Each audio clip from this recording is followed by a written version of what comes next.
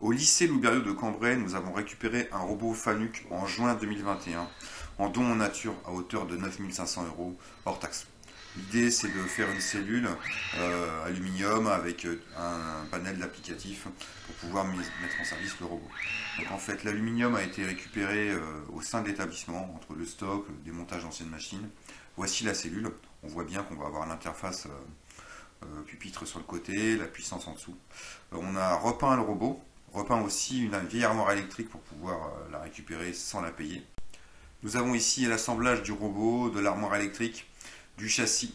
Un plateau a été découpé à la CN en menuiserie et positionné pour pouvoir poser les différents plateaux applicatifs dessus. Nous avons la mise en place des portes, du plexiglas. Nous avons aussi un début de mise en place au niveau des arrêts d'urgence qui vont être fixés ensuite. Donc, fixation des arrêts d'urgence, du montage de l'anticollision et du support de distributeur que nous voyons à l'écran. Ensuite, l'anticollision qui est au niveau du poignet du robot, qui permettra de stopper le robot en cas de choc.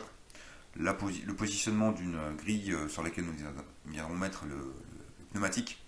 Et puis nous avons aussi bien sûr les charnières, le début du plexiglas et les arrêts d'urgence. L'idée, c'est ensuite de faire le support de l'applicatif, c'est-à-dire des rampes sur lesquelles il y aura des bouchons qui seront en position. Donc là, on est en train de trouver le bon angle pour avoir le bon glissement au niveau des flacons. Il y aura un coin pour stocker les flacons, un coin pour stocker les bouchons. Ensuite, l'idée, c'est de venir prendre un bouchon, un flacon, de venir les positionner sur un bras de retournement, et ensuite une vis sans fin viendra faire le remplissage, puis ensuite le bouchonnage. Nous allons voir maintenant la procédure de lancement de cycle. Ici, on est en petite vitesse, en TR. D'accord. Donc là, Shift, Recette, on met la puissance. C'est le recette qui met la puissance. Bah, c'est le fait, on enlève le défaut.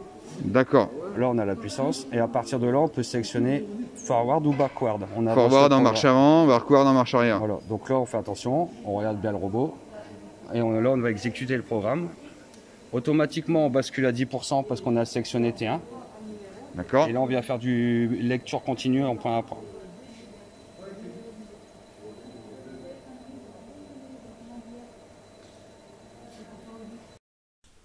Nous allons ensuite créer le support du end effector, c'est-à-dire l'équerre sur laquelle sera fixée la pince et la ventouse. Le problème, c'est que lorsqu'on a fixé l'anticollision sur l'axe 6 du robot, lorsque l'axe 6 est à 0, on voit bien que l'anticollision et le niveau n'est pas du tout horizontal. Donc on va mesurer angulairement au niveau du robot l'angle de décalage qu'on a entre le 0 du robot et la réalité, pour pouvoir rattraper cet angle dans le support de fixation. Et en fait, cet angle, il s'avère qu'il fait 7 degrés, donc ce sera ensuite rattrapé sur la 3D, puisque l'équerre est imprimée en 3D dans un matériau très résistant par une société extérieure. On va sélectionner une activité sur le panel qui va piloter indirectement le robot. Donc là, on est en activité inconnue.